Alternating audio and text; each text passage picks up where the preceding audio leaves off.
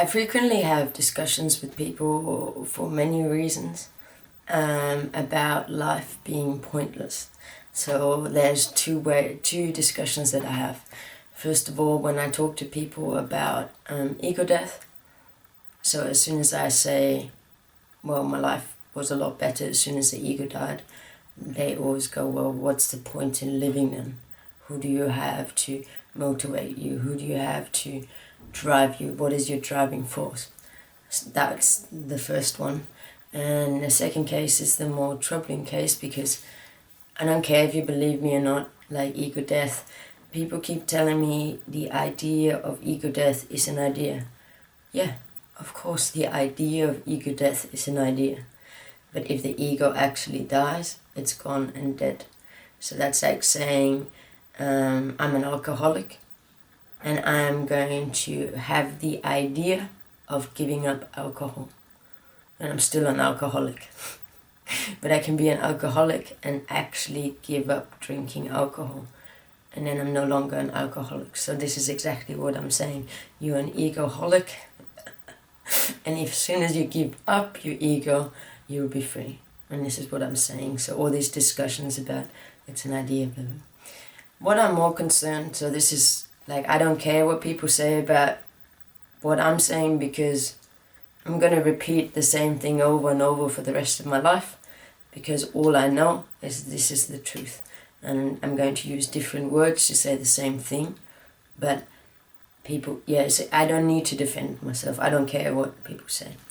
What I'm more concerned about is when I talk to my friends, when I talk to people I know, my life is not about superficial communication.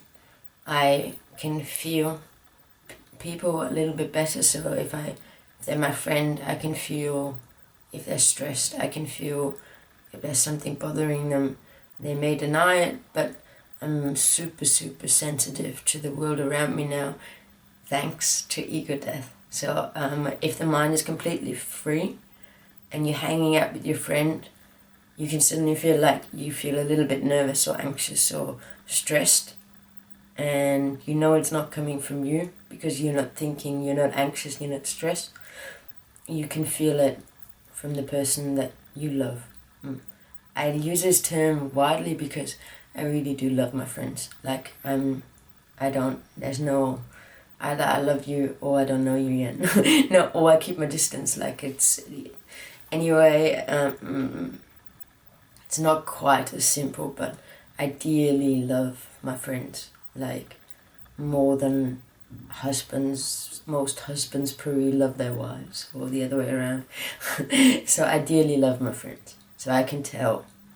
So we very frequently have very deep conversations, and because I have the fortune, I actually have had the experience of feeling depressed all my life. So for, let's say, minimum 25 years of my life, I was depressed almost daily. So as a child, I was depressed. As a child, I was suicidal. So my scary household, I didn't want to live anymore. Like, imagine being a kindergarten child and hoping to get hit by a car. So like, I was afraid of it, but I toyed with death for a very long time. And I know what it feels like to wake up in the morning and being disappointed that you survived the night.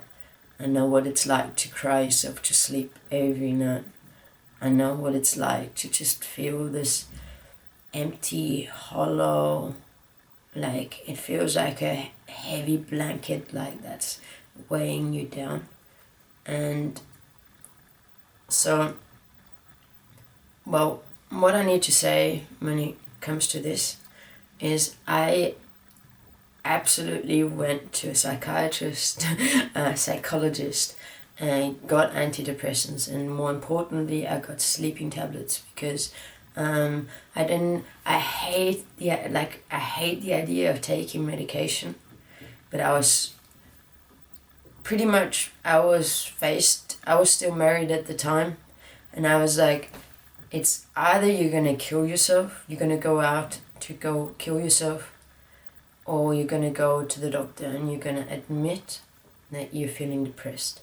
I don't think I'd admitted that I was depressed to probably, like, seriously admitted it. I probably never admitted it to anyone before.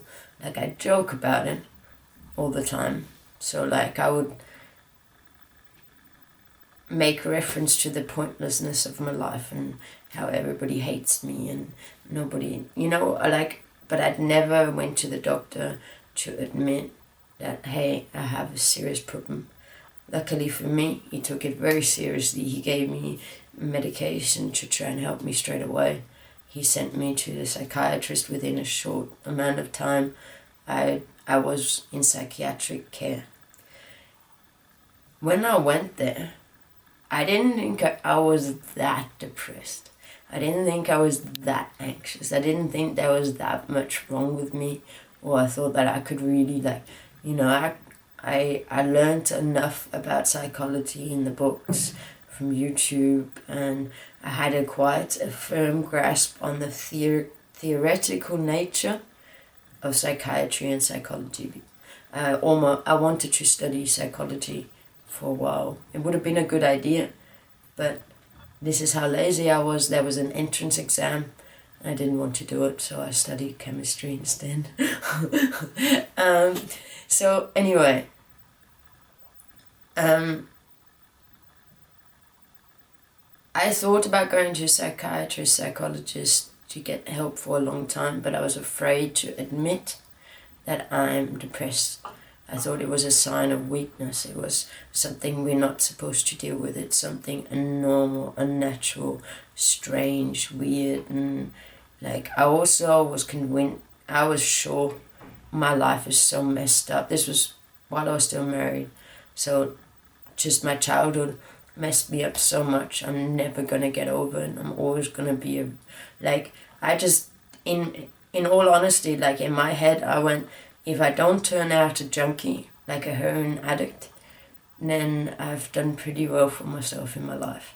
I didn't really care about the joy, the happiness. I didn't even think that would be possible. Like now I cry tears of joy more often than anything else, which was a foreign concept to me before.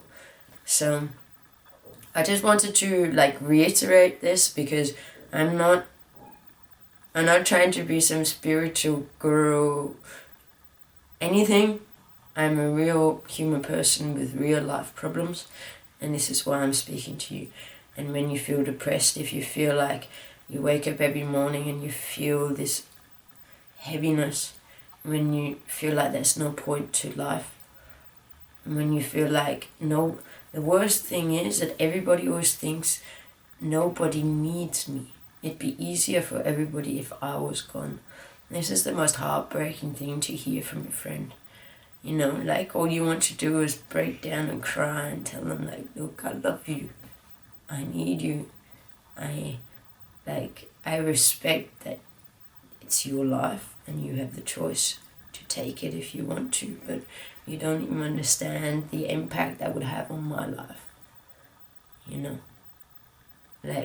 If you could only just see past the depression and see the love that I'm trying to give you, if we could just lift off that blind of depression off you, anxiety, depression, and you can come and join me in this life, in the happy life. And suicide is such a foreign concept to me now. When it used to be so normal, it was every day I tried to not kill myself.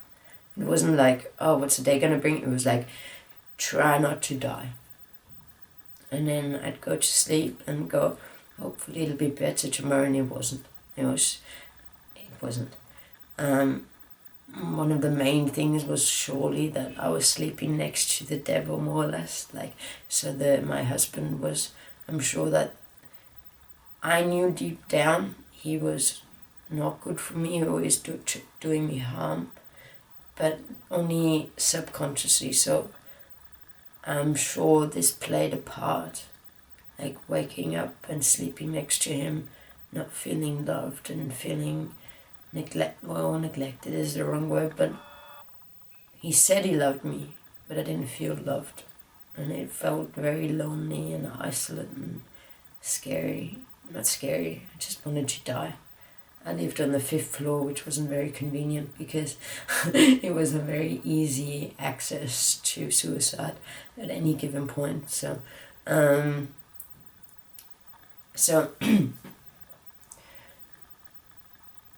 the discussion that I then frequently have with my friends when we're talking about suicide, the most common thing is, but what's the point?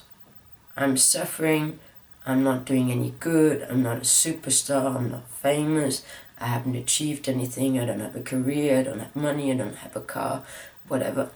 And like, I always just look at that and go like, lucky you. Like, I always go like, yeah, life is about nothingness. Like, what the hell do you want from life? Like, all we have is our life. We're living, we're breathing, and all we can do is love. Like, yeah, we could hate each other, but that's not fun. But like, so all we need to find is ourselves. And as soon as we find ourselves, all we have left over is love and joy. So I'm super enthusiastic about my life, and I'm like super excited about how good my life is. But if you actually look at what I'm doing, like, so I have people that are living the exact same life, and they're going like, my life is pointless and meaningless, and why am I even doing this?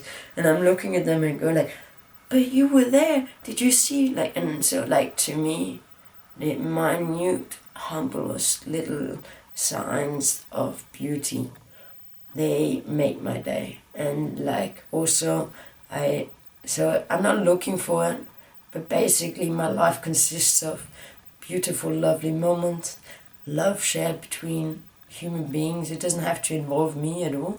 Like, if I see two people love each other, I feel love. So that sounds very voyeuristic, doesn't it? I can feel it. Like, like I've got two friends that are madly in love, and when they are with each other, like, I feel the same love just seeing it. And so it's like a beautiful thing. So, and the other thing that I also have is spiritual experiences. And I love shared spiritual experiences. So when I'm skateboarding by myself, yeah, I can have a spiritual experience. Nah, not that exciting. What is more exciting is when, like, for instance, I'm gonna give you a pretty picture. The skateboarding one is the obvious one. Somebody's trying a trick. 10 people are waiting for the person to land the trick. So nobody says anything. There's no discussion. There's no agreement. There's nothing. Everybody's just there for more, like, because we can see he's gonna land it. So it's sort of moral support. It's not really moral support, but like, we believe in them, and us, like, the person skateboarding knows that we believe in them, and so it's a bit of pressure for them as well. But like, I always say, this is a shared spiritual experience. All of us are sharing in the same thing, and we're all brought together, connected, and we're not thinking of money issues or jobs or anything like that. We're just living this moment. And then the eruption of cheers when the person actually lands a trick is phenomenal. The same is true. There was a lightning storm. I live in Barcelona, so I'm spoiled as it never ever rains. So when it rains, it's sort of exciting. And there was a thunderstorm rolling up, and we could see the lightning. And instead of running home to safety, all the skaters just stopped skateboarding, sat on the wall, and we just watched the lightning. And like, that's like, I've got goosebumps talking about it. Like, it was such a beautiful experience. It's an everyday, casual, humble, tiny little thing. But I don't expect anything from life anymore. My life is over, more or less. So every little, like, smidgen of love, like any sort of little bit, makes my day. Completely makes my day. So, coming back to the pointlessness of life, I always laugh because this is the discussion that I have with, like, I'm a very unfair partner to speak to when it comes to suicide, because I used to be suicidal. Now, through Krishnamurti, like, everything changed. Like, the antidepressants helped a lot. Like, you don't have to understand Krishnamurti. The antidepressants really helped me. And what helped me more was the sleeping tablets, because I couldn't sleep. And once I slept for 8 hours, everything changed. However, I'm the worst partner to talk to about suicide, because I've lived it. I know exactly what they're talking about. I can 100% empathize with their situation. I don't feel like this anymore, and I've managed to get myself out of that hole. And what's even worse for them is that my life is, on paper, my life is pretty shit at the moment. Like, I'm sick, I can't see, I can't quite move, I'm pretty much dependent on my medication already. Like, I have to take painkillers that make me sleepy. like also, like, like, I have a disease that's gonna be plaguing me, and not plaguing me, sorry, it's a bit dramatic. I have a disease that I'm going to have to deal with for the rest of my life, and it's only going to get worse. So I say to them, look, my life is even more pointless than yours, because what am I going to contribute to society? Like, I have absolutely nothing. Like, everything I had has been stolen from me. Like any monetary thing, anything that I had. So I always jokingly say I've lost more money than I've ever earned, because it's very, very true. Like, I think I've lost twice as much money as I've earned. At least I make good investments that got stolen. So I'm the worst partner, because I also have this disease that can hit me at any time. And when they say their life is pointless, I say, well, so is mine. Mine is pointless with, like, an added, like, bit of danger added on, and, like, a little bit more sluggishness now. And to me, life is pointless, because the only thing that needs a point is the ego. The ego wants something to fulfill, a goal, something to achieve, something bigger, better, higher, greater, grander. But we are just a normal human being. We are normal, boring, mediocre, just a normal human being. And as soon as we can accept that, there's no point to me being alive. I'm just lucky that the sperm hit the right, like, place, and then I ended up being pushed out of the womb. Like, it is luck. It is a sheer luck that I'm alive and breathing right now. And there are many times that I have escaped death. Like, I'm just going, like, yeah, it's like, I just feel like I'm running on free time. I've already overstayed my welcome, more or less. So there's absolutely no point to my life. There's no point other than being alive and happy and joyful and loving. And that's all I want to do. This is the only reason why I'm doing the videos. I want you to feel the love. So, thank you very much for listening. And life is pointless. Like, if I focus on the drama, if I focus on the negatives, it's pointless and shit. If you go the other way and go like, I no longer have to fulfill any roles. I no longer have to exceed the expectations of my parents. It's over. It's done. I've arrived. It's like finished. So everybody that's trying to commit suicide, they go like, oh, my life is pointless, I may as well die. And I'm going like, no, don't you understand? Like, my life is pointless, and it's going to get worse and worse and worse. And I'm so happy that my life is pointless.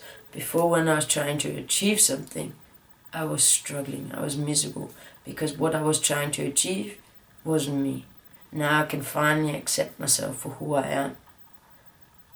Accept myself, all the bad things that has been said about me, blah, blah, blah. It doesn't make any difference.